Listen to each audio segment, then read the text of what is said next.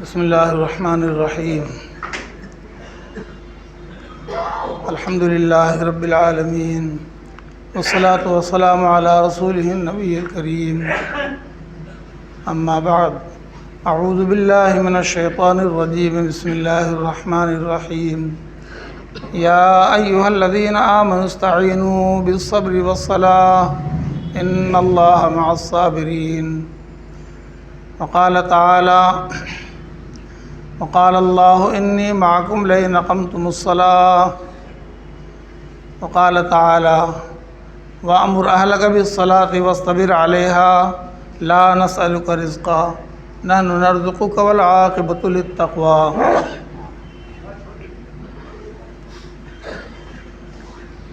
اللہ تبارک و تعالیٰ نے قرآن پاک میں اپنے ایمان والے بندوں کو حکم فرمایا،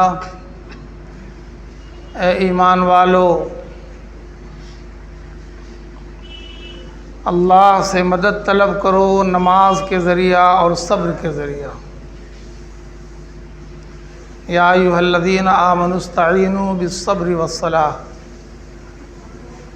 تم اللہ سے مدد طلب کرو نماز کے ذریعہ اور صبر کے ذریعہ، بے شک اللہ تعالیٰ صبر کرنے والوں کے ساتھ ہے۔ دوسری آیت جو پڑھی گئی اس میں اللہ تبارک و تعالیٰ نے ارشاد فرمایا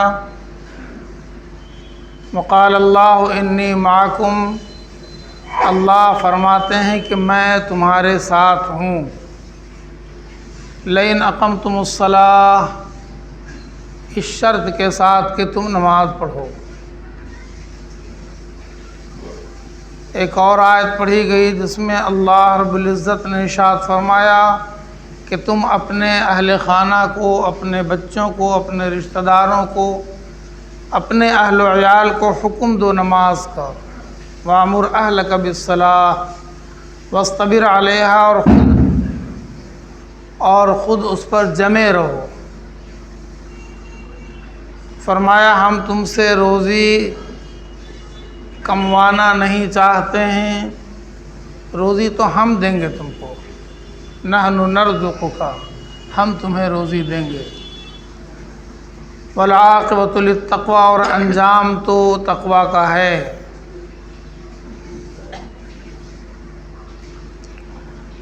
حضرت ابن مسعود رضی اللہ تعالیٰ عنہ سے روایت ہے،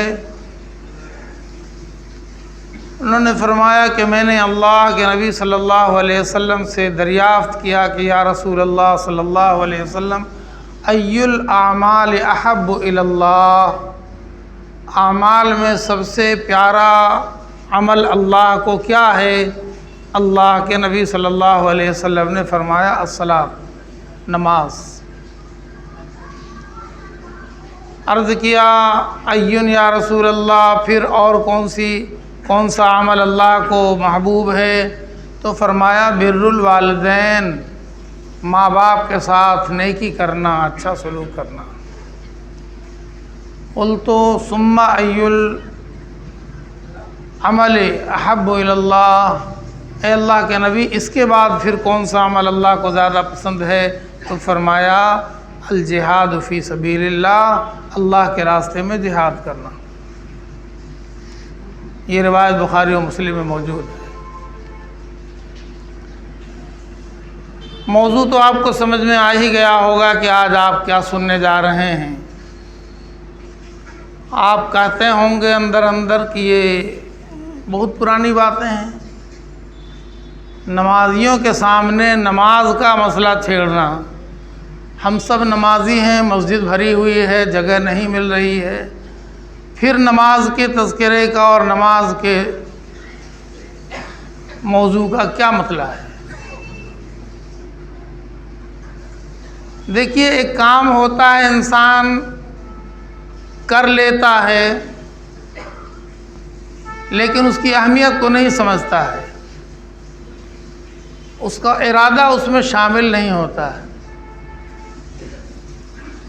اب ہوا چلی تو جتنی چیزیں ہیں وہ سب بے ارادے میں اسی طرف اڑ کے چلی جائیں گے جدھر ہوا چل رہی ہے۔ سب نمازی ہیں الحمدللہ، لیکن فجر میں کہاں ہوتے ہیں لوگ، اور ہفتے کے 6 دن کہاں نظر آتے ہیں لوگ؟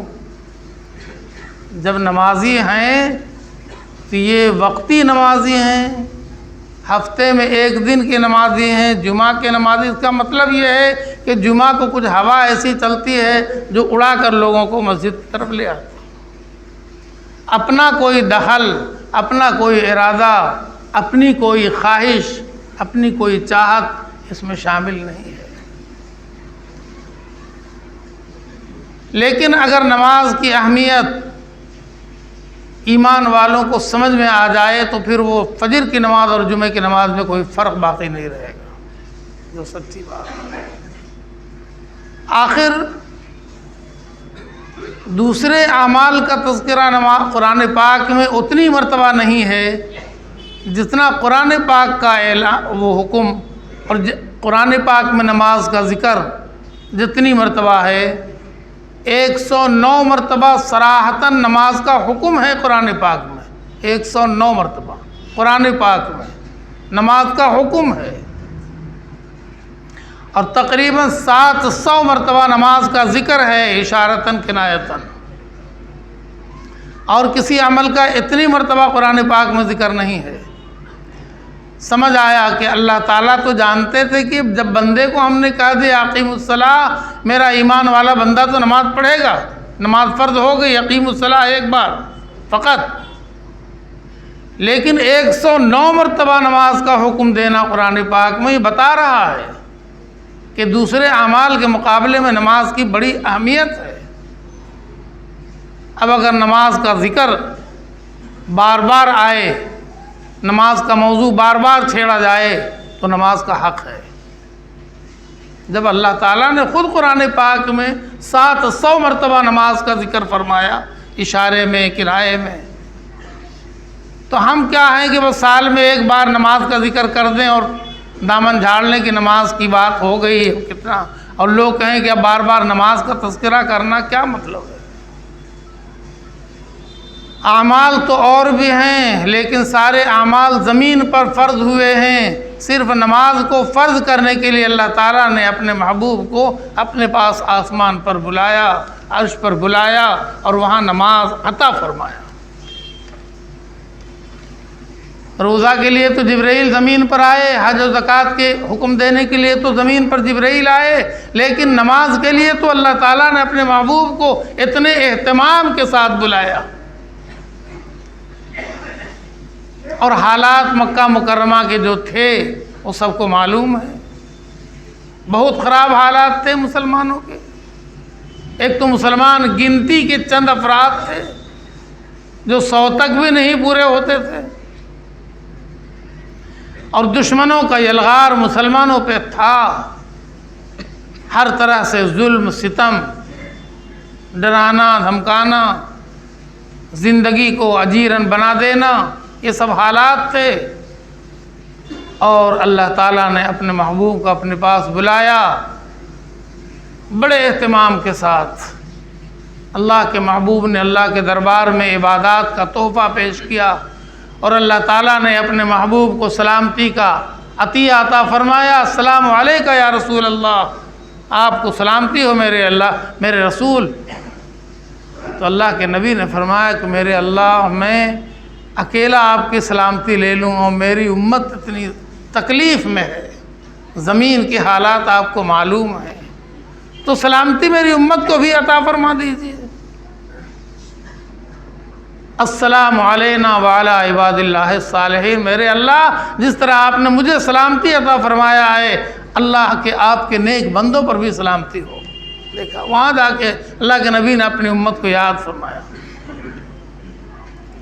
اور پھر جب آنے لگے تو سب جانتے ہیں، 1-2 وقت کی نماز نہیں ملی، 50 وقت کی نماز ملی، 50 وقت کی نماز ملی، سب جانتے ہیں۔ اور اللہ کے نبی خوش ہو گئے، اور راستے میں موسیٰ علیہ السلام نے کہا کہ میری امت تو بڑی طاقتور امت تھی، لیکن جس کے لیے آسمان سے کھانا پک کے اترتا تھا، من اور سلوہ، بہترین حلوہ، اور بہترین بٹیر بھنا ہوا چکن فرائی، اور اس سے کہا گیا کہ 2 وقت کی نماز پڑھو تو ہٹ گئی۔ آپ کی امت جو بیچاری رات و دن 2 پیسہ 2 پیسہ 2 پیسہ میں مشغول رہے گی، وہ 50 وقت کی نماز کدھر پڑھ لے گی؟ تو سب کے سب کتنے بڑے گنہگار ہو جائیں گے، گناہوں کا پہاڑ لے کر اللہ کے پاس جائیں گے۔ کم کروا لیجئے۔ تو اللہ کے نبی صلی اللہ علیہ وسلم اللہ کے دربار میں حاضر ہوئے، کہا اللہ کم کر دیجئے میری امت کے لیے۔ تو وہ کم ہوتے ہوتے 10 رکعت کم ہوئی، پھر 10 رکعت، پھر 10 رکعت، پھر 10 رکعت، آخر میں 5 رکعت کم ہوئی۔ پھر موسیٰ علیہ السلام نے لوٹا کہا نہیں اب تو مجھے شرم آتی ہے، اب اتنا کم ہو گیا، اب اس سے کم کیا کروائیں گے؟ کیا میری امت اس لائق ہے کہ 5 وقت بھی نہیں پڑھ سکے گی؟ ایسا کیسے ہوگا؟ اللہ کے نبی اپنی امت سے کتنی خوش فہمی میں ہیں کہ میری امت تو پہلے تو 50 وقت کی سمجھ لیا کہ پڑھ لیں گے، لیکن بعد میں موسیٰ علیہ السلام نے تو پھر کم کروائے گا، نہیں 5 سے کم نہیں کروائیں گے، میری امت 5 تو پڑھ ہی لے گی۔ حضرات، جب اللہ کے نبی صلی اللہ علیہ وسلم کا سامنا ہوگا حشر میں، سوچیں تھوڑی دیر کے لیے، سامنا ہوگا، ہر ایک امت اپنے نبی کو وہاں دیکھے گی اور اپنے نبی سے امید لگائے گی کہ اللہ کے نبی ہماری سفارش کر دیں گے، اللہ کے دربار میں ہمارے لیے شفاعت فرمائیں گے۔ تو اگر یہ ایک سوال اللہ کے نبی اپنی امت سے کر لیں کہ ہم نے تو تم سے امید لگایا تھا کہ تم 5 وقت کی نماز پڑھ دو گے، تم نے 5 بھی نہیں پڑھی، پھر کس امید پر تم میرے پاس آئے ہو شفاعت کی امید لے کر کے؟ ہم کہاں رہیں گے؟ ہم کیا جواب دے سکیں گے؟ ابھی سوچ لے، آج زندگی میں نماز آ جائے گی۔ جی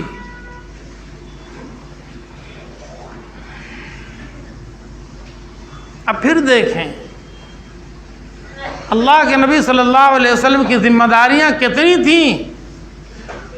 پورے دن امت کی فکر لے کر در در کی ٹھوکریں کھاتے، گلی گلی میں پہنچتے، دروازے دروازے پر پہنچتے، شہر دیہات میں جاتے، پہاڑوں پر جاتے، وادیوں میں جاتے، ایک ایک فرد سے ایمان لانے کی کہتے،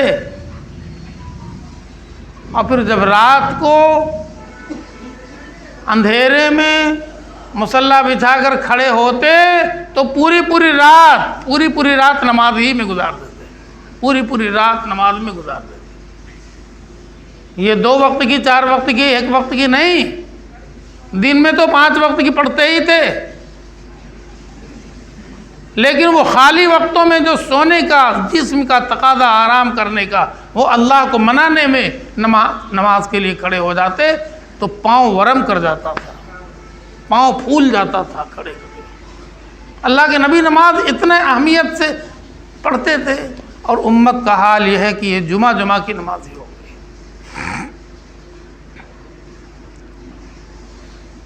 پھر ہمیں شکوہ ہے کہ اللہ کی مدد نہیں آتی ہے، ہمیں شکوہ ہے کہ ہم اللہ کی بہترین امت ہیں، خیر امت ہمیں کہا گیا ہے، اور اس کے بعد ہمارے لیے اللہ کی مدد نہیں آتی ہے۔ تو اللہ تعالیٰ نے حکم فرمایا کہ تم نے مدد کا طریقہ چھوڑ دیا، ہماری مدد جب پہنچ رہی تھی، جس چیز کے ذریعہ پہنچ رہی تھی وہ طریقہ تم نے چھوڑ دیا ہے۔ نماز پڑھو، اللہ کی مدد آئے گی۔ استعینوا بالصبر والصلاۃ، صبر اور نماز کے ذریعہ اللہ کی مدد طلب کرو۔ اللہ کے نبی صلی اللہ علیہ وسلم نماز کا تحفہ لے کر آ رہے تھے تو صحابہ کرام نے پوچھا یا رسول اللہ، آپ تو اللہ کے پاس سے ہو آئے، ہمارا حال دیکھ کر گئے تھے، تو ہمارے بارے میں اللہ سے نہیں کہ ہم کس حال میں زندگی گزار رہے ہیں، کن پریشانیوں میں دن کٹ رہے ہیں؟ تو حضور نے فرمایا اللہ کو سب کچھ معلوم ہے، اور اسی کا مداوع ہے یہ نماز اسی لیے تو ملی ہے تاکہ جب تم نماز پڑھو گے تو ساری مصیبتیں دور ہو جائیں گی، پریشانیاں دور ہو جائیں گی، اور نماز بھی جماعت سے پڑھو گے، پھر تمہارا روب ہوگا، تمہارا وزن ہوگا، تمہاری قیمت ہوگی۔ اسی لیے تو نماز ملی ہے۔ صحابہ خوش ہو گئے کہ ہماری مصیبتوں کا مداوع مل گیا، ہمیں ہماری پریشانیوں کا حل مل گیا ہمیں نماز مل کر کے۔ وہ نماز کی ہمیں تو ان کے دل میں ایسی بیٹھ گئی، کسی حال میں پھر نماز چھوٹنے والی نہیں تھی۔ صحابہ کرام کا تذکرہ نہیں، صحابہ کرام کی تعریف اللہ تعالیٰ نے قرآن پاک میں فرمایا ہے۔ محمد الرسول اللہ، محمد صلی اللہ علیہ وسلم اللہ کے رسول ہیں۔ والذین معہ، اور وہ جو اللہ کے رسول کے ساتھ ہیں وہ کون تھے؟ سب جانتے ہیں۔ جو اللہ کے رسول کے ساتھ تھے وہ کون تھے؟ صحابہ کرام۔ یہ تذکرہ صحابہ کرام کا۔ والذین معہ، اور وہ لوگ جو ان کے ساتھ تھے، اشداء علی الکفار، وہ کفار کے معاملے میں بڑے سخت، ذرا سا جھکنے والے نہیں، ذرا جھجکنے والے نہیں، ذرا سا کوئی مصلحت وغیرہ جاننے، بس ایک دم دو کا دو۔ ہاں، ان سے کیا ڈرنا؟ جو مٹیوں کی پوجا، مورتیوں کی پوجا کرنے والے، ان کے سامنے ایمان والا کبھی جھکنے والا ہے؟ اشداء علی الکفار، کفار کے معاملے میں تو بڑے سخت۔ یہ صفت نماز سے پیدا ہوئی۔ رحماء بینہم، لیکن آپس میں ایک دوسرے کے لیے بڑے رحم دل، بڑے مہربان۔ ایمان والا بھائی ہے تو وہ میرا بھائی ہے، ایمان والے کو غم ہے تو ہم کو بھی غم ہے، ایمان والے کو خوشی ہے تو ہماری بھی خوشی ہے۔ وہ ایمان والے سے تو ایسے ہو گئے، رحماء بینہم۔ پھر وہ خاندان کا رشتہ نہیں، وہ برادری کا رشتہ نہیں، وہ تو صرف ایمان کا رشتہ تھا۔ رحماء بینہم، آپس میں ایک دوسرے کے ساتھ رحم کرنے والے۔ اب آگے جو تذکرہ ہے، تراہم رکعن سجدین یبتغون فضلا من اللہ ورضوانا، ان کو پہچاننا ہو، ان کو کھوجنا ہو، ان کو تلاش کرنا ہو تو مسجدوں میں دیکھو گے، کبھی وہ رکوع میں ملیں گے، کبھی وہ سجدوں میں ملیں گے۔ یہ صحابہ کرام کا تذکرہ ہے۔ کہیں تذکرہ نہیں آیا کہ وہ ہوٹلوں میں ملیں گے، پارکوں میں ملیں گے، بازاروں میں ملیں گے۔ اللہ نے خود قرآن پاک میں فرمایا ان کو مسجدوں میں دیکھو گے، اس حال میں کہ کچھ رکوع کر رہے ہوں گے تو کچھ سجدہ کر رہے ہوں گے۔ یہ ان کی تعریف آ گئی قرآن پاک۔ اگر اب کوئی موقع ہو اللہ تعالیٰ زمین پر ہم جیسے مسلمانوں کی تعریف کرنے لگیں تو کہیں یہ جمعہ جمعہ میں ملیں گے، یہ جمعہ جمعہ۔ باقی ان کو 6 دن 6.5 دن تک جہاں چاہو بازاروں میں، قہوہ خانوں میں، ہوٹلوں میں کھوج لو، لیکن وہ جمعہ جمعہ کو مسجد میں ملیں گے۔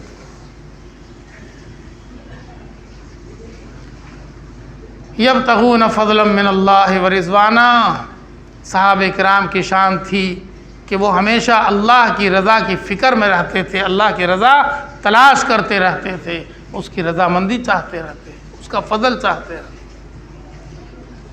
سیماہم فی وجوہہم من اثر السجود، مسلمانوں کو اب تلاش کرنا ہو تو آپ دیکھ لیجئے، مسلمانوں کے سینے پہ بھوت کی تصویر نظر آئے گی اور پیٹھ کے اوپر بہترین انگریزی کا سینٹنس نظر آئے گا۔ وہ مسلمان پہچان لیجیے کہ وہ مسلمان ہے۔ اور جن کا بال ہپی کٹ ہوگا وہ دیکھ لیجیے کہ وہ مسلمان ہے، اور جن کا پاجامہ ٹخنے سے نیچے وہ پہچان لیجیے کہ مسلمان ہے۔ مطلب جتنی یہودیت کی تعریف، جتنی عیسائیت کی نشانی ہو سکتی ہے وہ سب مسلمان نوجوانوں میں آپ تلاش کر لیجئے اور کہہ دیجئے کہ یہ مسلمان ہے۔ بڑے فخر کے ساتھ اللہ رب العزت نے اپنے صحابہ کرام کی تعریف، ان کی پہچان بتایا ہے قرآن پاک میں۔ سیماہم فی وجوہہم، ان کی نشانیاں ان کے پیشانیوں میں ہیں، سجدوں کے داغ، من اثر السجود، سجدوں کے نشانیاں ان کے پیشانیوں میں۔ سیماہم فی وجوہہم من اثر السجود۔ اور فرمایا یہ اب نہیں، یہ تو ہم بہت پہلے ہی دوسری کتابوں میں بھی یہ نشانی لکھ چکے ہیں۔ ذالک مثلہم فی التوراۃ والانجیل والقرآن، یہ مثالیں تو ہم توریت، انجیل اور قرآن سب جگہ لکھا کہ میرے ایسے بندے آئیں گے دنیا کے اندر جو اللہ کی طلب میں، اللہ کی رضا میں ایسے ہوں گے کہ ان کے پیشانیوں پہ داغ پڑ جائیں گے سجدہ کرتے کرتے۔ اب ہم تلاش کریں ہمارے نوجوانوں کے ہاتھوں میں جو کڑے ہوتے ہیں وہ کس چیز کی نشانی ہے، بتا دیں کہ کہیں اس کا تذکرہ اسلام میں ہے کہ اب مسلمان ہاتھ میں کڑا باندھ لے، مسلمان ہاتھ میں دھاگا باندھ لے، مسلمان آدھا بال صاف کر لے، آدھا بال سر کے اوپر رکھے، کہیں ہے مسلمان کا تذکرہ، مسلمان کی پہچان؟ یہ ہے مسلمان کی پہچان جو قرآن پاک میں اللہ تعالیٰ نے ذکر فرمایا۔ صحابہ کرام ایسے تھے، ان کا ذکر آیا۔ پھر اللہ تعالیٰ نے فرمایا انی معکم لئن اقمتم الصلاۃ، اللہ فرما رہے کہ میں تمہارے ساتھ ہوں اگر تم نماز پڑھو گے۔ اگر کا مطلب سب جانتے ہیں، تم دلی پہنچو گے اگر ٹکٹ ہوگا تمہارے پاس۔ اگر کا کیا مطلب؟ ٹکٹ نہیں تو دلی کا خواب چھوڑ دو۔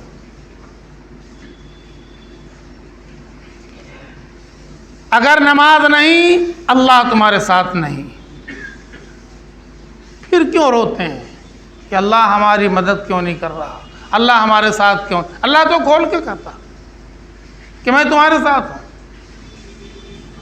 اس جملے میں ایسا یقین ہو جیسا سرکار دو عالم رسول اللہ صلی اللہ علیہ وسلم نے فرمایا، کہاں؟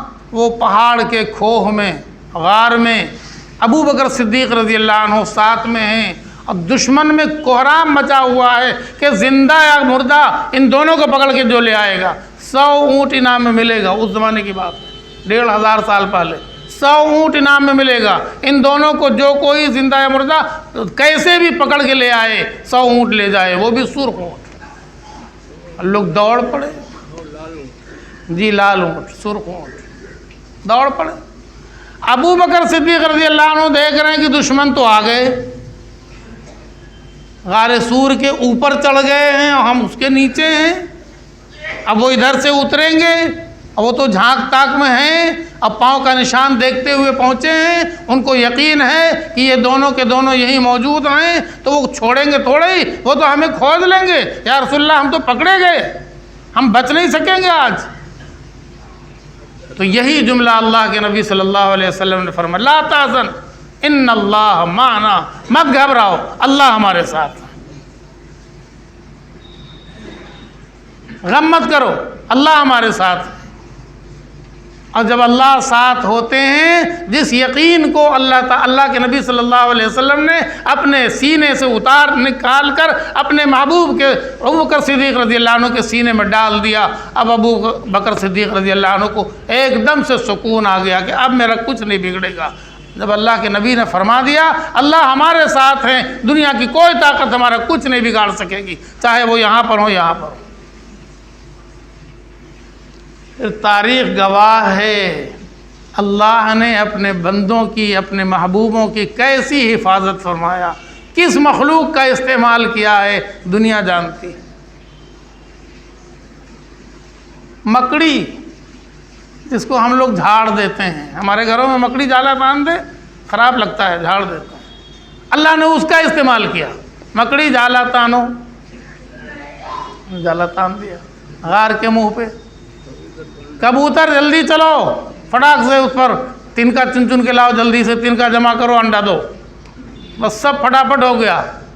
ہاں آپ یہ کبھی نہ سوچیں کہ اس میں تو ٹائم لگتا ہے، ٹائم کچھ نہیں لگتا ہے۔ حضرت مریم کو عیسیٰ علیہ السلام ان کے پیٹ میں چند سیکنڈوں میں آئے تھے اور چند منٹوں میں باہر آ گئے، وہاں 9 مہینہ کا کوئی قانون نہیں تھا۔ اللہ تعالیٰ کو جب اپنی قدرت دکھلانا ہوتا ہے نا، تو وہ ہماری گھڑیوں کا تھوڑا ہی محتاج ہے کہ انڈا دے گی تو 20 دن میں بچہ ہوگا اور بچہ ماں کے پیٹ میں ٹھہرے گا تو 9 مہینے میں پیدا ہوگا، ایسا تھوڑا ہی ہے۔ اللہ کے قانون میں وہ دستور دنیا کا ہے، نظام دنیا کا ہے، لیکن اللہ اپنی قدرت دکھانا چاہے تو منٹوں میں ہوگا۔ ادھر فرشتے نے مریم کے آستین میں پھونک مارا، ادھر ان کے پیٹ میں عیسیٰ علیہ السلام تیار ہیں۔ ہاں اور فوراً باہر گئیں۔ اللہ کا حکم تھا کہ باہر نکلو، کھجور کے پیڑ میں پیٹھ لگا کے اڑ جاؤ، اڑ گئیں، بچہ عیسیٰ علیہ السلام دنیا میں آ گئے۔ اس میں کوئی وقت لگتا ہے اللہ کا حکم پر۔ وہ مکڑی نے جالا تان دیا، کبوتر نے انڈا دے دیا۔ اب دشمن نے جب دیکھا کہ اس میں تو ہو ہی نہیں سکتے ہیں، یہاں تو کبوتر کا انڈا پڑا ہوا ہے، اس میں کیسے جائیں گے؟ آنکھ تو اندھی ہو گئی، وہ تو واپس گئے۔ اللہ نے اپنے نبی کی اور ان کے ساتھی ابو بکر صدیق رضی اللہ عنہ کی کیسی حفاظت فرمایا۔ یہی یقین امت کے دل میں پیدا ہو جائے کہ جب ہم نماز پڑھیں گے اللہ ہمارے ساتھ ہوں گے، ایک بندہ نماز نہیں چھوڑے گا، کبھی نہیں چھوڑے گا۔ اور نماز بھلا چھوڑنے کی چیز ہے؟ ہمیں کب اللہ کی معیت نہیں چاہیے؟ گھر میں، سفر میں، صحت میں، بیماری میں، امیری میں، غریبی میں، ہمیں زندگی کے لمحے لمحے میں اللہ کو اپنے ساتھ چاہیے، تو زندگی میں کبھی نماز نہیں چھوٹے گی، اللہ ہمیشہ ساتھ ہوگا۔ یہ نہیں کہہ سکتے کہ ابھی تو ہم امیر ہیں، ابھی اللہ رہے نہ رہے، نعوذ باللہ من ذالک۔ جب ہم پریشان ہو جائیں گے، جب ہم بیمار ہو جائیں گے، جب مصیبت میں گر جائیں گے، تب پھر اللہ کی ضرورت پڑے گی، تب پھٹافٹ نماز پڑھنے لگیں گے، تو اللہ پوچھیں گے کہ اس وقت کہاں تھے؟ جب ہم نے خوشحالی دیا تھا، ہم نے تم کو راحت و آرام دیا تھا، جب ہم نے صحت دیا تھا، تب تو تم کو میری ضرورت نہیں تھی، آج تم مصیبت میں ہمیں پکارو گے تو ہم تمہارا ساتھ نہیں دیں گے۔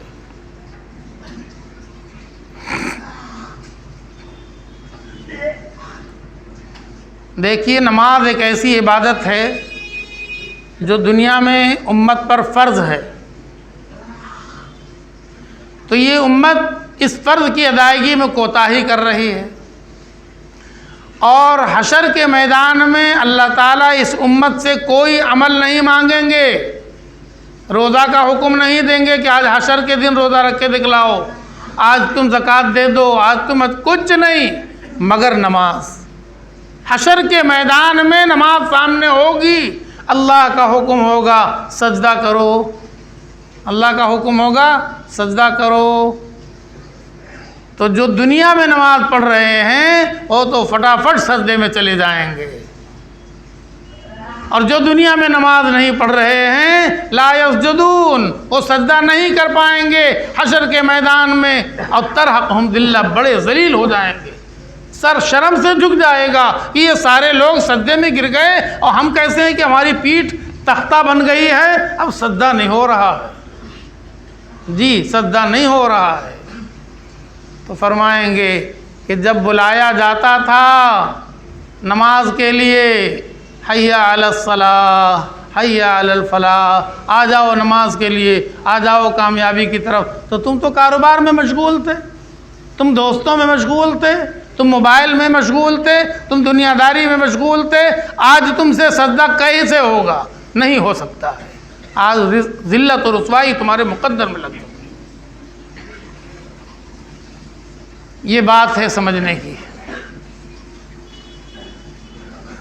نماز صرف اس امت کو نہیں ملی ہے، نماز پچھلی ساری امتوں پر فرض ہوئی ہے۔ قرآن پاک میں تذکرہ موجود ہے نبیوں کا نام لے لے کر۔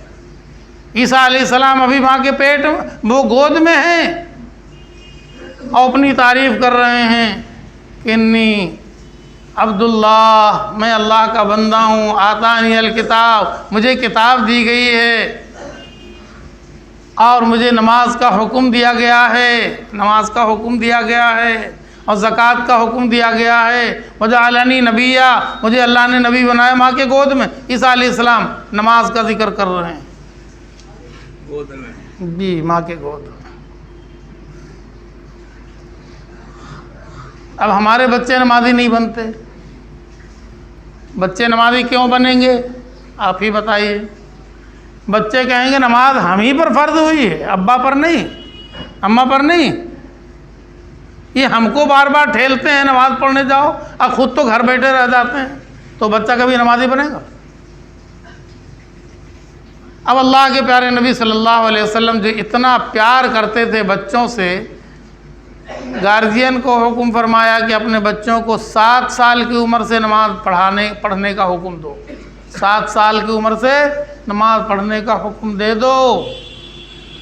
اب گارجین کو حکم ہو رہا ہے، امام صاحب کو نہیں، مؤذن صاحب کو نہیں، مولانا صاحب کو نہیں، ٹیچر کو نہیں، استاد کو نہیں، باپ ماں کو حکم ہو رہا ہے کہ اپنے بچوں کو 7 سال کی عمر سے نماز کا حکم دے دو۔ تو جب دیں گے حکم تو بچہ سوچے گا تو ضرور یہ نماز کیا بلا ہے جو خالی ہمارے ہی لیے آئی ہے، ابا اماں کے لیے نہیں آئی، تو شرم سے باپ ماں بھی پڑھنے لگیں گے۔ تو جب بچے کو حکم دیں گے تو خود بھی نمازی بن جائیں گے۔ مصلحت دیکھیے سرکار دو عالم صلی اللہ علیہ وسلم کے اس حکم گرامی کی مصلحت دیکھیے کہ باپ ماں کو بھی نمازی بنانا چاہتے ہیں، اس سے حکم دے رہے ہیں کہ بچوں کو نماز کا حکم 7 سال۔ فرمایا 3 سال تک بس خالی کہتے رہو، 3 سال تک خالی کہتے رہو، بیٹا نماز، بیٹا نماز، بیٹی نماز، بیٹا نماز۔ کتنے لوگ ہیں جو اپنے گھروں میں بیٹا نماز بیٹی نماز کہتے ہیں؟ 1-2 دن نہیں، تھک مت جائیے گا، 1 دن میں نہیں پڑھے گا، 1 سال میں نماز نہیں پڑھے گا، مگر ہمارا کام ختم نہیں ہوگا۔ ہمارا کام تو 3 سال تک ڈیوٹی ہے بچوں کو بیٹا نماز بیٹی نماز کرنے کا، ہے نا، مارنا نہیں۔ ہاں جب 10 سال ہو جائے اور 3 سال کی محنت ہماری رائے گاہ ہو جائے، 3 سال بیٹا نماز کہنے پر بیٹا نمازی نہیں بنا، تو اب ذرا سختی کیجئے۔ سرکار دو عالم رحمت عالم صلی اللہ علیہ وسلم نے فرمایا مارو۔ بچوں کو 10 سال کی عمر میں اگر نمازی نہیں بنا تو مار کر نمازی بناؤ۔ 10 سال میں نماز فرض نہیں ہوتی ہے، بچہ بالغ نہیں ہوتا ہے، لیکن عادت تو ابھی سے ڈالنا ہے، اس لیے سختی کرنے کا حکم دے دیا۔ آپ رحمت عالم ہیں، مگر نماز ایسی زبردست چیز ہے کہ اس میں کوئی نرمی کی گنجائش نہیں ہے، سختی کرو تاکہ وہ بالغ ہونے تک نمازی بن جائے، ورنہ بالغ ہونے کے بعد اگر بچہ 1 وقت کی بھی نماز چھوڑ دے گا تو بچہ تو قصوروار ہوگا ہی، بہت بڑا مجرم ہوگا اللہ کی نظر میں۔ باپ ماں بھی معاف نہیں کیے جائیں گے، باپ ماں سے بھی پوچھو گا کہ تم نے بچے کو نمازی کیوں نہیں بنایا؟ بچے کو انجینئر بنا دیا، بچے کو ڈاکٹر بنا دیا، بچے کو پتہ نہیں کیا کیا بنا دیا، اور بنانے کے لیے اپنی ساری پونجی لگا دیا، اپنی ساری صلاحیتیں استعمال کر لیا، اور بچے کو نمازی بنانے کے لیے تم نے ذرا سا کوشش بھی نہیں کیا۔ یہ تو سوال ہوگا، باپ ماں بھی مجرم ٹھہر جائیں گے۔ اس لیے ہمیں نماز کی اس قیمت کو، اس اہمیت کو سمجھنا چاہیے کہ روز محشر کے جہاں گداز بود اولی پرسش نماز بود۔ حشر کے میدان میں جب زندگی کا سارا حساب کتاب ہوگا تو سب سے پہلے نماز کا سوال ہوگا۔ ایک بات اخیر میں میرے بزرگوں اور دوستوں، سنجیدگی کے ساتھ ہمیں سوچنا چاہیے کہ یہ جسم کس کا ہے؟ اللہ نے یہ جسم عطا فرمایا، یہ توانائی عطا فرمائی، اتنا بڑا نظام جسم کا چل رہا ہے، ایک نظام گڑبڑاتا ہے، ہماری دنیا بالکل بے مزہ ہو جاتی ہے۔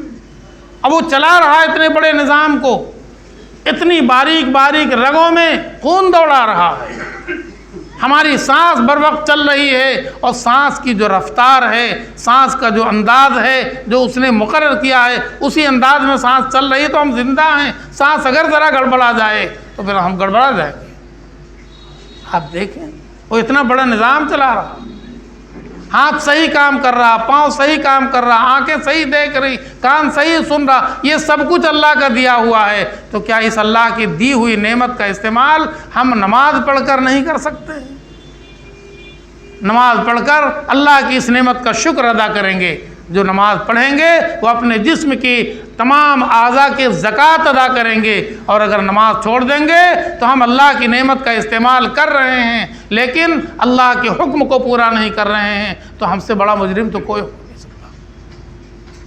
اللہ تعالی ہم سب کو سمجھنے کی توفیق عطا فرمائے۔ اور میرے بزرگوں، نماز صرف نماز ایسی نہیں، نماز تو سیکھنے کی چیز ہے۔ بولو ہے کہ نہیں ہے؟